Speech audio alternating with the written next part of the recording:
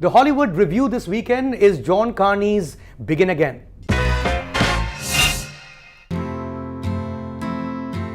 This film by writer-director John Carney is essentially a rom-com about what happens when lost souls meet and make beautiful music together. Greta and her longtime boyfriend Dave are college sweethearts and songwriting partners who arrive in the Big Apple when he lands a deal with a major label. But the trappings of his newfound fame soon tempt Dave to stray, and a lovelorn Greta is left on her own.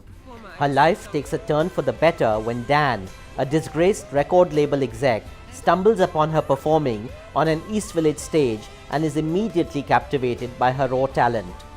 From this chance encounter emerges a mutually transformative collaboration set to the soundtrack of a summer in New York City. Yo, Fat Jimmy, did you get that down? I got it. All right, because that was exceptionally good. Well, there is a musical couple in the film, or at least two musicians who are a couple, who've been a couple for very long. One makes it, the other doesn't. For the longest, I thought this was going to go through the template of A Star Is Born, which has been remade in Bollywood quite a few times, most recently Ashiki 2, and before that Abhiman, of course. But that's not the route the movie takes. And then I thought maybe this is going to become like this Jerry Maguire thing, because Mark Ruffalo's character is this guy who used to be an agent or an A&R guy before, and he's lost all his clients, and he finds this one client and sort of backs his entire career on her, which is Keira Knightley. But that's not the route the movie takes again. And I think while everything about it is so cliched, the movie is not, and I found it so refreshing. Absolutely. I mean, every trope in terms of washed up, alcoholic, divorced, problem father with problem child, all of that. And, one in a couple makes it, the other doesn't. Is she talented? Is he talentless? That whole game, wonderful stuff.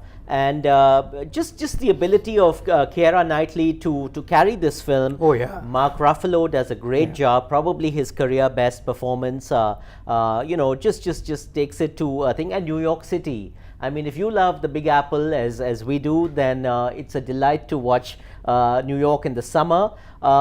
Great fun. What do you think? Absolutely. I think if you take the point of Keira Knightley, there is something about her, and I know we were having this discussion before we got into the show. It's called charming, but most people disagree. I mean, she has the same expressions pretty much throughout the movie, and not just this movie, but almost every movie that we've seen of her since Bend It Like Beckham. Bend It Like Beckham was Parminder Nagra, but made Keira Knightley the star, and you can tell the camera just loves her. What a trajectory, what a Absolutely. trajectory. Every period drama had to have Keira Knightley. She's made some interesting choices career-wise. Mark Ruffalo has done some very interesting films. I mean, you saw him as Bruce Banner, the Incredible Hulk in the Avenger films. You see, he got an Oscar nomination for that wonderful lesbian romance, where he stood out. So it's interesting how he's also made career choices. Very interesting casting of. But so I'm sorry to cut you there, because besides the casting, which is of course a very integral part of the movie, what I found very interesting about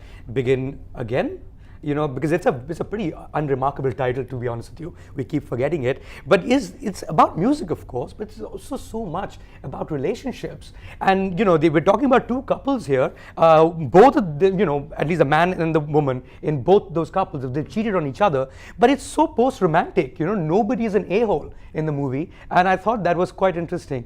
That was the review. Do watch the full show Friday, double bill.